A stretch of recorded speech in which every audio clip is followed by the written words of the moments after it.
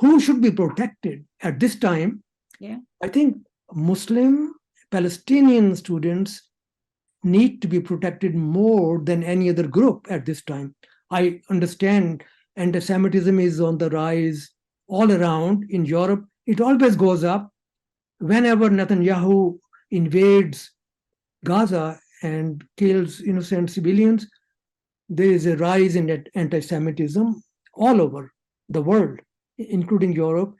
And so it is happening, but it should be prevented. Obviously, we don't want any kind of anti-Semitism, whatever the background. People who live in the US, many of them are Jews, of course, and most of the work is being done by Jewish people here to stand up for Palestinian rights.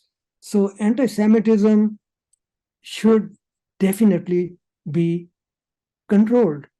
But at this time, the more urgent need is for students to be protected who are being threatened by being beheaded. And three students in Vermont who were shot. Yes. Who needs to be defended?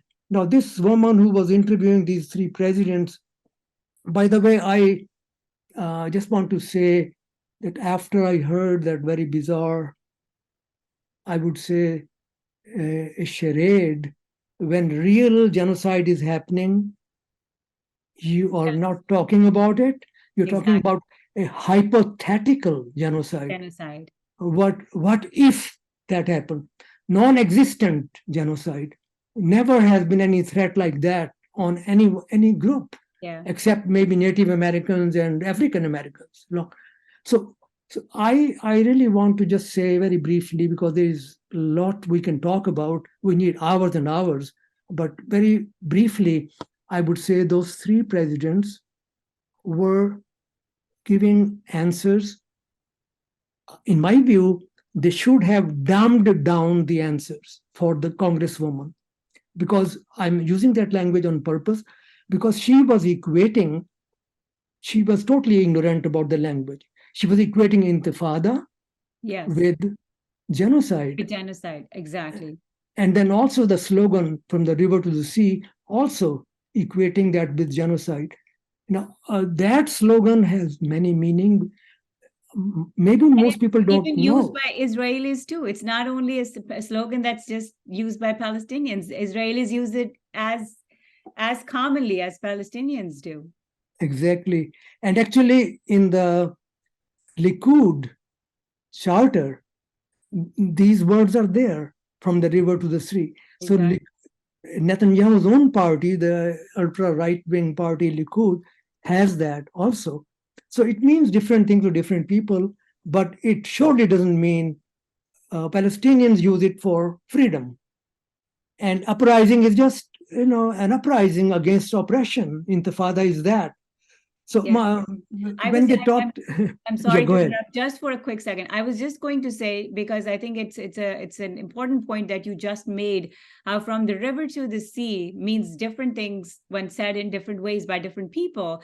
And that's what Claudine Gay, the president of Harvard, had said in her answer. She said, depends on the context. And that has been just blown out of proportion. And she's because that was really the worst part of that interrogation, the charade, I would call it, is such a circus. Amazing. I can't believe it. The level, the stupidity that the Congresswoman displayed, I cannot believe it. It's just, she should learn the word intifada, what it means, before talking about it. So after I heard this, I wanted to understand more about the law, about protected speech, what it is, what the Supreme Court says. So I did some research. I read an article by Mustafa Bayoumi for The Guardian. And in that article, he explains the word context is very important. As you're saying, and Claudine Gay mentioned, it would depend on the context. All of them said that. And this is exactly what the American Bar Association also says, so that it will depend on the context. And I don't think how that becomes a source of criminalizing these all three presidents. Let me read to you, just for your viewers also. And this is what Mustafa Bayoumi, how he explains that context.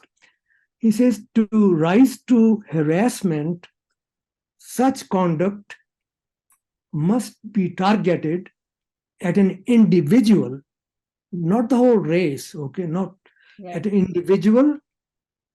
And as a 2019 Supreme Court case decided, it should be, quote, severe, pervasive, and objectively offensive, that it effectively bars the victim's access to an educational opportunity or benefit. These are the words of the Supreme Court ruling, stand on harassment. So this is what the presidents were saying. They were saying exactly the context. And then goes on, context makes the difference. This is Mustafa Bayoumi saying that. According to American Bar Association, it is the context that matters, and the context helps to make the determination about whether conduct is actionable under school policy or protected by the First Amendment. So, this is pretty clear. I think if this woman, Alice Stefanik, was going to question these educated people, she should have done some homework before she did that. Absolutely. Anyway, I just want to mention that very briefly. No, you're absolutely right, because that's the two things that these presidents, President McGill and President Claudine Gay, said were absolutely legally correct. She said it should be based on context, and she said that it's only harassment if it turns into conduct, which you just explained wasn't that. So, and there was, and it's lack of education on part of the world, the media, the masses in general, and then obviously the representative member who was questioning them, Stefanik, that they created such a rhetoric, such an uproar around it, that it just kind of turned into something that it was never meant to be. And since then, President McGill of Penn has resigned from her position.